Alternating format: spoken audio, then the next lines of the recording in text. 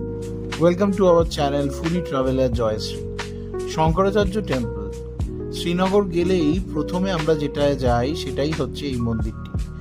এই সিঁড়িগুলো দিয়ে প্রায় অনেকটা উঠতে হয়েছিল সেদিন শঙ্করাচার্য টেম্পলের জন্য।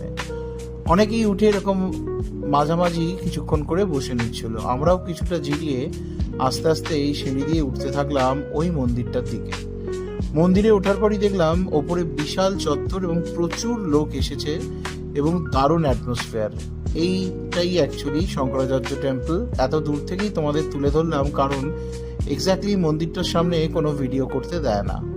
কিছুক্ষণ জিরিয়ে নিয়েই বাঁদিকে চোখ পড়ল অসাধারণ শ্রীনগর শহরের দিকে। ছোট ছোট বাড়ি আর আঁকাবাঁকা এই দৃশ্যটা পুরো একদম যেন সিনিক বিউটি। সত্যি কাশ্মীর ভীষণ সুন্দর, শ্রীনগর দারুণ সুন্দর। আমরা যথারীতি মন্দিরের ওপরে গিয়ে পুজো দিলাম এবং দর্শন করলাম, যেটা তোমাদের কাছে তুলে ধরতে সত্যি পারছি না। এবং ওপরে যে মন্দিরটা দেখালাম সেই ব্যালকনি থেকে এদিকে শ্রীনগর শহরটা দারুণ সুন্দর লাগছিল।